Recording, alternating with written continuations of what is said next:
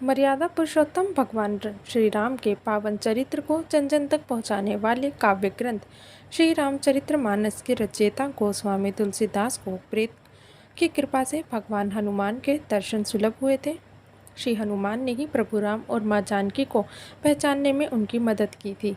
चित्रकूट जिले के राजापुर कस्बे में आत्माराम नामक गरीब ब्राह्मण के पुत्र के रूप में संवत 1554 में जन्मे तुलसीदास के बारे में तमाम किंवदंतियाँ प्रचलित हैं। कहा जाता है कि राजापुर में तुलसी जब शौच को जाते तो लौटते समय बचा पानी रास्ते में पड़ने वाले एक बबूल के पेड़ में डाल देते थे। इस पेड़ पर एक जिन रहता था। तुलसी द्वारा रोज जल डालने से वे प्रसन्न हो गया और एक दिन तुलसी के सामने प्रकट होकर उसने उनकी मनोकामना पूछी। तुलसी ने राम के दर्शन की लालसा बताई तो जिन ने कहा कि राम से मिलने के लिए हनुमान के दर्शन जरूरी है। तुलसीदास ने पूछा कि हनुमान जी के दर्शन कैसे होंगे और वे उन्हें कैसे पहचानेंगे। उन दिनों राजापुर में राम कथा चल रही थी। तब जिन ने बताया कि जो व्यक्ति राम कथा में सबसे पहले आए और सबसे बाद में जाए, सबसे पीछे बैठे और उसके शरीर में कोढ़ हो, बस उनके पैर पकड़ लेना, वो ही हनुमान है। तुलसी ने ऐसा ही किया। कोड़ी के बार बार मना करने के बाद भी जब तुलसी ने उनके पैर नहीं छोड़े, उनकी दृढ़ता देख हनुमान प्रकट हो गए। तुलसी को चित्रकूट जाकर वहीं निवास करने को कहा। राम से मिलने की आस में तुलसी एक बार फिर चित्रकूट आ गए और अपने इष्ट के दर्शन की प्रतीक्षा करने लगे। तुलसी चित्रकूट में अपनी कुटिया में रहते, मंदाकिनी तट में बैठ प्रवचन करते और राम के इंतजार में समय बिताने लगे। एक दिन जब तुलसीदास चित्रकूट में मंदाकिनी नदी के किनारे बने चबूतरे में बैठे प्रवचन कर रहे थे, तब भगवान राम और लक्ष्मण वहां से गुजरे, लेकिन तुलसी उन्हें पहचान नहीं पाए। उसी रात तुलसी को सपने में हनुमान के दर्शन दिया और उससे इच्छा पूरी होने के बारे में पूछा तो तुलसी ने कहा कि उन्हें तो किसी के दर्शन नहीं हुए।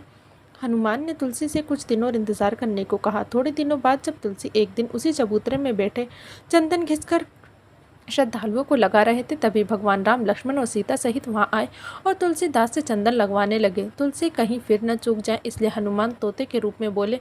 चित्रकूट के घाट में भई संतन की भीड़, तुलसीदास चंदन घिसे तिलक देत रघुबीर। इस तरह हनुमान जी की कृपा से तुलसीदास को चित्रकूट में राम, लक्ष्मण, सीता के दर्शन हुए। इच्छा पूरी होने के बाद तुलसीदास फिर तीर्थ यात्रा पर चल पड़े।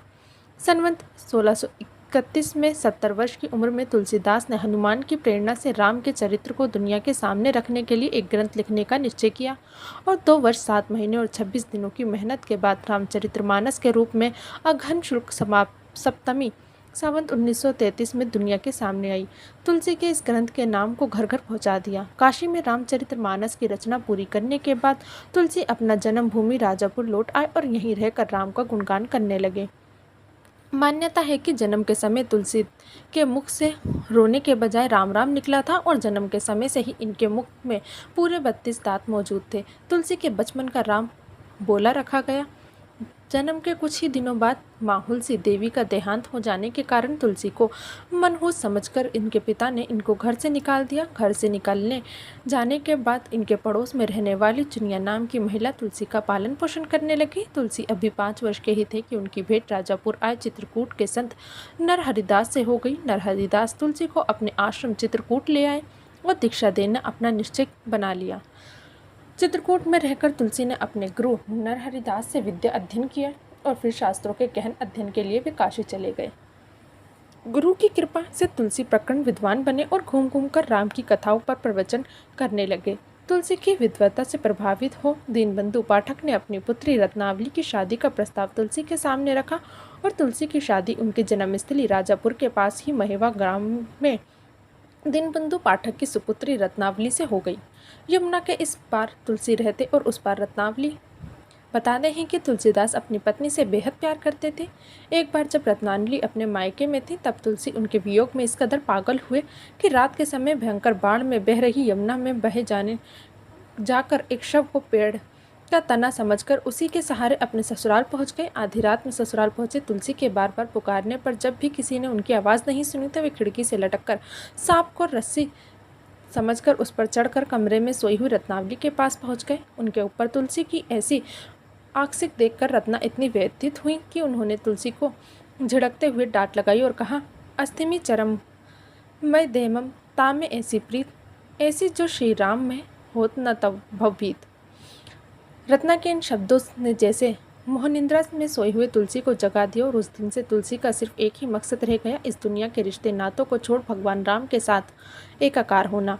अब तुलसी ने नारी शरीर का मोह त्याग परमात्मा से अपने दिल की लगन जोड़ने लगी। अपने आराध्य राम को खोजते हुए तुलसी तीर्थों में भटकने लगे, लेकिन उन्हें राम कहीं नहीं मिले। निराश हो तुलसी एक बार फिर राजापुर लौट आए और राम भक्ति में लीन हो गए।